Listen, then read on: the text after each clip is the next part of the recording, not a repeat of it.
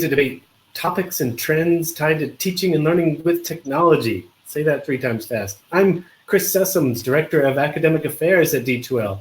And today we're tackling one of my most favorite topics. And I think I say that every month we do this, but today we're going to talk about the future of education. And with me, as always, the man, the myth, the master of the house, keeper of the keys, Ken Chapman, Vice President of Market Research at D2L. Ken, thanks for joining.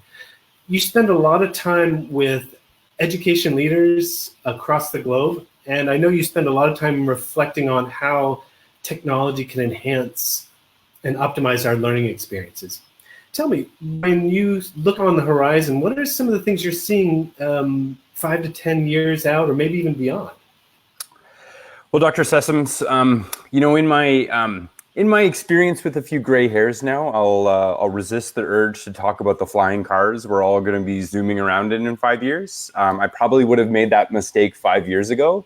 So let me temper that and broad real macro trends I see that are really encouraging is this movement away from that really industrialized mass production sort of model to one that's much more holistic, much more human-centered around the student.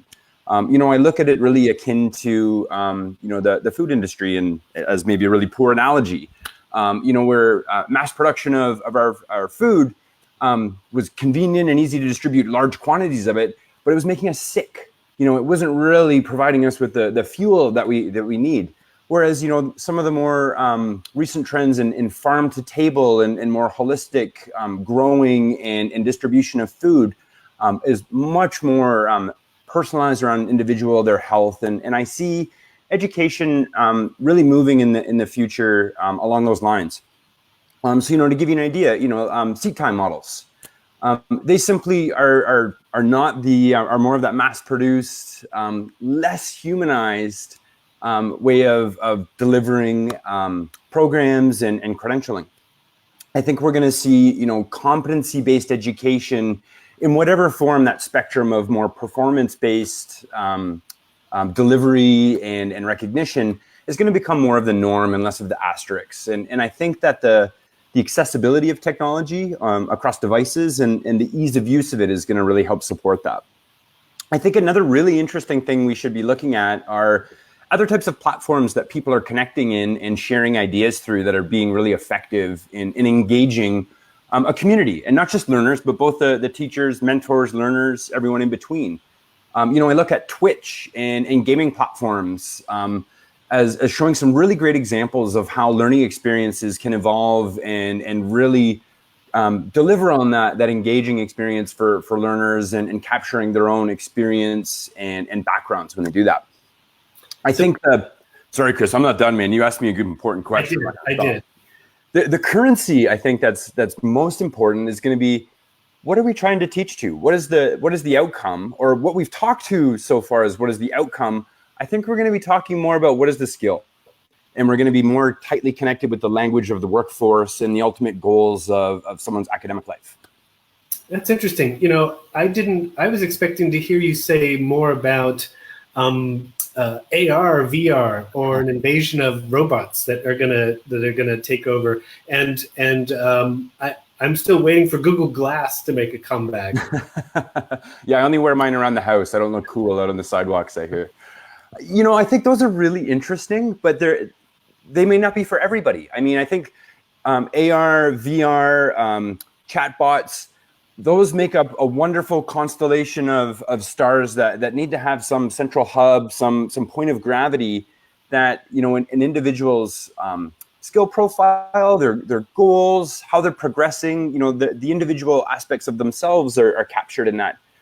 Bolting on a whole bunch of new shiny tools because they're interesting loses that holistic design around the student, the goals of their education and how all of the learning activities deliver towards that.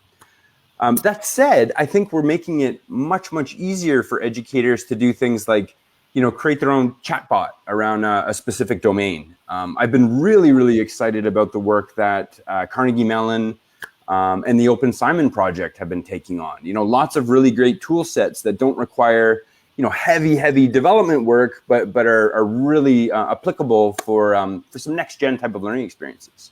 So I think they have a place, Chris. I just don't think that's going to drive the show. No, that's an interesting perspective. If you're just joining us, welcome to Between Two Moose. I'm Chris Sessums. I'm joined by Ken Chapman. We both are big fans of D2L. And we're talking about the future of education. And it seems to be more than just technology and as Ken noted, shiny objects. I know that I've seen you use, for example, robots. Robots in school, I've seen a couple of cases where a young learner underwent a medical procedure, and a robot was kind of used as a courier, if you will, kind of a Roomba with a monopod, and on the head was a iPad.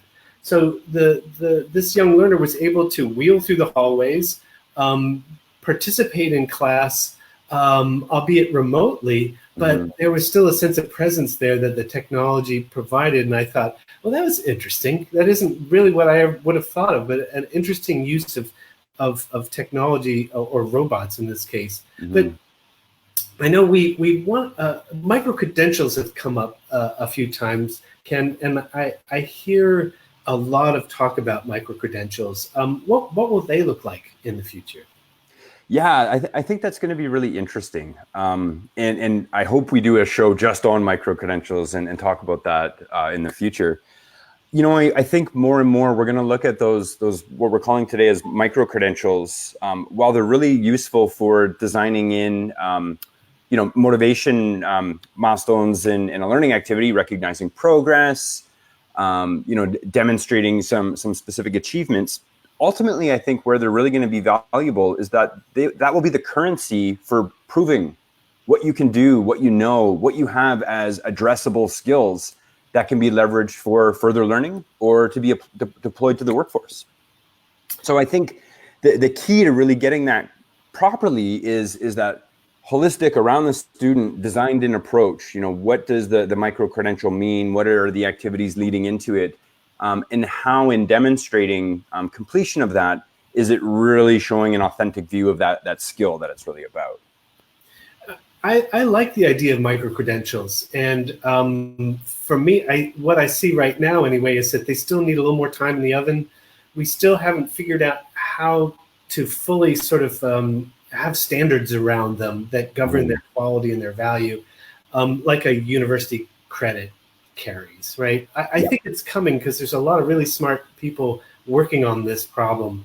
But as you mentioned, I hope we'll make it a point to come back and talk about this more. You said something earlier that I want to touch on, and it's a term that warms the bottom of my heart, this idea of a holistic approach to learning, and that is going to prevail in the future. Can you tell me more about that when you think about a holistic point of view? Yeah, my introduction to the promise of technology in education was around inclusive design and universal design for learning specifically. So when I think about taking a holistic approach to what a future student experience looked like, it's designing in those opportunities to connect with concepts and content in a way that's relevant to each individual. And as we said before, for some that might be throw me into an AR arena and let me do something really wild and hands-on. For others that might be a much more traditional, textbook, studious sort of application of their time. But I think the key is that it embraces that individuality and while still preserving those core skills or the outcomes we're looking to get, it's much more open and embracing of all of the different things that make us human, our backgrounds, our skills, our interests, and where our energies lie. I think that's going to be incredibly important there. Well, I'm glad to hear you say that. I mean, as an educational technologist, while I spend a lot of time studying technology, I feel like I spend the same amount of time looking at the impacts on social emotional learning side. How does technology play onto that? How does it play with our practice? We as humans desire connections. We need connections. That's how we sort of grow and develop within our work, within our own sort of growth and development. And we crave that connection across the spectrum. And technology, I feel like, can help us with that in many ways. And schools give us opportunities to connect with others and new ideas and such.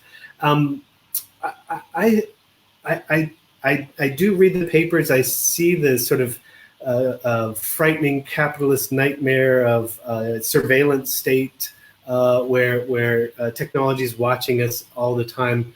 But I think that ultimately we'll work through this period, mm-hmm.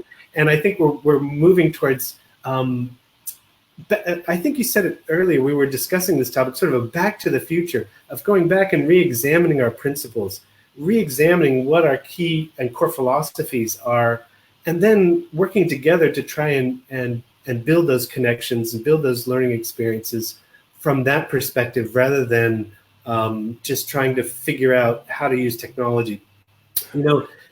I have I've had conversations with colleagues over the years around what technology was actually built for teaching and learning, and we were scratching our heads. Technology is built for teaching and learning. The Speak and Spell, I think, was one. And then I think, the learning management system, the LMS, has kind of been built around supporting this specifically. But very, very few technologies were built specifically for teaching and learning. A person that I admire reading, a woman named Audrey Waters, she's working on a history right now of educational technology, and I'm really looking forward to reading, where I think she examines this question a little more deeply. But educators have always been historically just sort of picked up the tools that they found lying around and figured out, how can this fit? Mm-hmm. And I think we'll continue to see that with machine learning, with AI, with Google Glass, with all of these tools. Educators will figure out a way to use them and use them well. And it won't be, they won't be designed for us, I don't think. I think we'll have to the future of education in terms of technology is going to be one that we'll always be adapting to whatever's sort of being pushed out there. You nailed it, Chris. And I think as long as that's coming through the lens of student experience and how to really deliver on that for them, then, data is not the boogeyman. Data is something that helps that individual and all the people supporting them be successful. I think you nailed it. Yep. I think we're about at time, everybody. Thanks for joining us on Between Two Moves. We'll have episodes coming up with some additional new topics. If you have questions and comments to leave, please do. And we really enjoy having the audience. Thank you. Thank you, Ken, and thanks everyone for watching.